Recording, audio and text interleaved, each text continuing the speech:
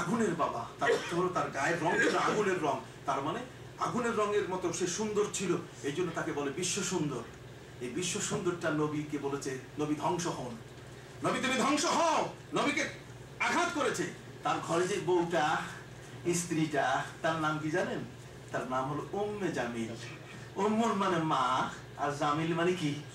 সুন্দর। তাহলে সুন্দরের মা, তার অর্থ হলো বিশ্ব সুন্দরী। স্বামীটা হলো বিশ্ব সুন্দর আর বউটা হলো বিশ্ব সুন্দরী। স্বামীটা আমার নবীকে বলেছে ধ্বংস হও, পাথর দিয়ে ঢিল মেরেছে আমার নবীর গায়ে পাহাড়ের পাশে। আর স্ত্রী এটা বিশ্ব সুন্দরী, এর কাজ ছিল জঙ্গলে গিয়ে কাটা কেটে আমার নবী যেই পথে হাঁটতেন সেই পথের বালুর মধ্যে লুকাই দিত।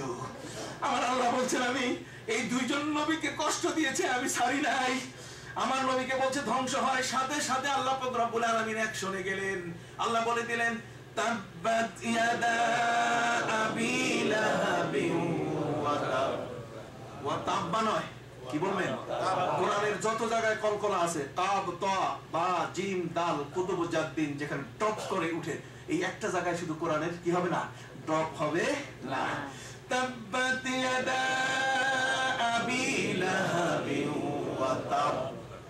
স্টপ, বাস। আবার পড়েন তাব্বাত ইয়াদা আবি লাহাবিন ওয়া তাব। আল্লামা সাহেব কেবলা কারিউল কুররা ছিলেন, পৃথিবীর শ্রেষ্ঠ কারি ছিলেন। তার আল কাউলুস সাদিদ আপনি খুলে দেখুন হাজরিন, সেখানে একটা জায়গার কথা বলেছেন যা অন্য কোনো কারি এই সুন্দর তথ্যটা দিতে পারে নাই। উনি সাধারণ শুধু ওরই ছিলেন না, পৃথিবীর সবচেয়ে বড় কারিও ছিলেন। কন্যা সুবহানাল্লাহ। ওই যে দারুল কেরাত, একটু দেখে নেন সবাই, ওই দারুল কেরাত মজিদিয়া ফুলতলি ট্রাস্ট, এটা বাংলাদেশের কোথাও নাই, কেউ এটা করে নাই। কোরআনকে বাঁচায় রাখার জন্য, কোরআনকে সহিভাবে জবানের মধ্যে চালু করার জন্য সারা পৃথিবীতে এই ধরনের একজন মহানবীর চেষ্টা। আমার রাসূল সাল্লাল্লাহু আলাইহি ওয়াসাল্লাম পবিত্র কোরআনের আমলটা, যেমন রাসূল যখন মদিনা মুনাওয়ারায় যেতেন, মদিনার পাশে 9টা মসজিদ ছিল। কয়টা? 9টা। কথা তো লতা, এটা বাড়তেই থাকবে। 9টা মসজিদ ছিল। কয়টা? 9টা মসজিদ। 9টা মসজিদের মধ্যে রাসূল ভিজিট করার জন্য গেলেন। কে কিভাবে পড়াইতেছে? তো কেউ ছাত্র বসায় রেখে ঘুমায়, ছাত্র পড়ে আলিফ বা তা সা।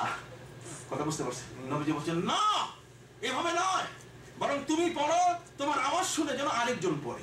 সুবহানাল্লাহ। তাহলে যার কানে যে পড়তে চায় তার কানের মধ্যে আওয়াজ চলে আসবে। বলুন না সুবহানাল্লাহ।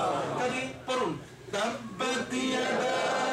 সবাই উচ্চারণ করেন, সুন্নাত সুন্নাত সুন্নাত, এটা সুন্নাত। সবাই উচ্চারণ করে পড়াটা কি সুন্নাত। রাসূল এইভাবে শিখাই দিয়েছেন যাতে একজনের আওয়াজ শুনে আরেকজনের কান সিধা হয়ে যাবে। তাব্বাত ইয়াদা আবি লাহাবিন ওয়া তাব মা আগনা আনহু মালুহু ওয়া মা কাসাব সায়াসলা নারান যাতা লাহাবিন ওয়া ইমরাতুহু হাম্মালাতাল হাতাব ফি জিদিহা হাবলুম মিন মাসাদ। আল্লাহ বলেন আমি তাকে ছাড়ি নাই, তার বউটাকেও ছাড়ি নাই। আমার নবীকে কষ্ট দিয়েছে তাকেও ছাড়ি নাই, তার স্ত্রীকেও কি সায়াসলা নারান যাতা লাহাবিন ওয়া ইমরাতুহু। বউটাকেও ছাড়ি নাই। কেন? বউটা তো নবীর পথে কি দিত? আবু লাহাবের মধ্যে প্লেগ দিলাম, গায়ের থেকে গোশত খসা শুরু করলো, গ্রামের সমস্ত মানুষ তাকে কান্দে করে মরুভূমির এমন এক জায়গায় ফেলে দিয়ে আসলো, তার আর খবর নাই। আজ পর্যন্ত 2 জন মানুষের লাশের খবর পাওয়া যায় নাই। কয়জন? জোরে কোন? 2 জন মানুষের লাশের খবর পাওয়া যায়নি। এই 2 জন মানুষ নবীর পরিবারের সাথে বেয়াদবি করছে। একটা হলো আবু লাহাব, আর একটা হলো ইয়াজিদ।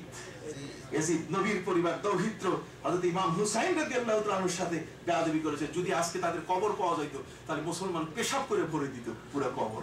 এজন্য কবর নাই। কথা বুঝতে পারছেন? আমি আপনাদের খেদমতে আরজ করতে চাই তাব্বাত ইয়াদা আবি লাহাবিন ওয়া তাব মা আগনা আনহু মালুহু ওয়া মা কাসাব সায়াসলা নারান যাতা লাহাবিন ওয়া ইমরাতুহু হাম্মালাতাল হাতাব। সমস্ত লোক কাঁধে করে এটার এমন রোগ হয়েছে, এটাকে আর রাখা যাবে না। মরুভূমিতে ফেলে দিয়ে আসলো, কোথাও তার কবর আজ পর্যন্ত খুঁজে পাওয়া যায়। এখন বউটা, এটা তো 100 জন বান্দি লাগে। কথা কন না? 100 জন দাসী লাগে তার খেদমতে, পরিচিকা পরিচর্যা কত কিছু শেষ নাই। কেউ জুতা সোজা করে, কেউ পানি এনে দেয়, কেউ বুঝেন না, কেউ মাথায় তেল দেয়, কত কিছু। আল্লাহ বলছেন আমি তারে নবীর সাথে বেয়াদবি করার কারণে আমি তাকে ফকিরনির বাচ্চা বানাই দিলাম। ফকিরনির বাচ্চা মানে হাম্মালাতাল হাতাব, আমি তার অর্থ সম্পদ এমন ভাবে কেড়ে নিলাম, এখন আমি তাকে ফকিরের বাচ্চা বানাই দিলাম। এখন তার দিনের খাবার নাই, স্বামী তো মরে গেছে, এখন স্বামী নাই, করবে কি? কথা বুঝতে পারছেন? তার অর্থ সম্পদও নাই। তখন সে চিন্তা করলো যে এখন বাঁচার উপায়, ওই যে কাটা আনার জন্য যেই জঙ্গলে যাইতো, ওইখানে তো কাঠ পাওয়া যায়, জ্বালানি কাঠ পাওয়া যায়, এই জন্য কাঠ কাটার জন্য সে গেল। আল্লাহ বলছেন হাম্মালাতাল হাতাব, আমি তাকে পাঠাই দিলাম, যাও আমার নবীর সাথে বেয়াদবি করেছো, জঙ্গলে যাও, জঙ্গলে কাঠ কেটে কাঠের বোঝা মাথায় নেয়। হাম্মালা মানে মাথায় বহন করে। হাতাব শব্দের অর্থ হচ্ছে বোঝা, হাতাব শব্দের অর্থ লাকড়ির বোঝা, হাতাব শব্দের অর্থ হচ্ছে নবীর সাথে বেয়াদবি করার কারণে আল্লাহ এই পরিবারটাকে নিঃস্ব করে দিয়ে গেলেন। নবীর সাথে বেয়াদবি আল্লাহ কখনো পছন্দ করেন না। কথা বুঝতে পারছেন? এই জন্য কোরআন বলছে হাম্মালাতাল হাতাব, আমি তার মাথার উপরে লাকড়ির বোঝা দিয়া আমি তাকে হাম্মালা বানাই দিলাম। তার মানে মাথার বোঝা এবং লাকড়ির বোঝা দিয়ে সে এখন ওই বাড়িতে বাড়িতে যায়। আমাদের দেশে আছে না ছাই নিবেন, কেউ ছাই নিবেন, তো ওখানে যাই বাড়িতে বাড়িতে কয় কেউ কাঠ নিবেন, জ্বালানি নিবেন, লাকড়ি নিবেন। আল্লাহ দেখাই গেলেন যে ছিল একদিন উম্মে জামিল বিশ্ব সুন্দরী, যার ঘরে অভাব ছিল না, নবীর সাথে বেয়াদবি করার কারণে কি হলো? সবকিছু হারিয়ে গেল। কি বলেন ঠিক কিনা?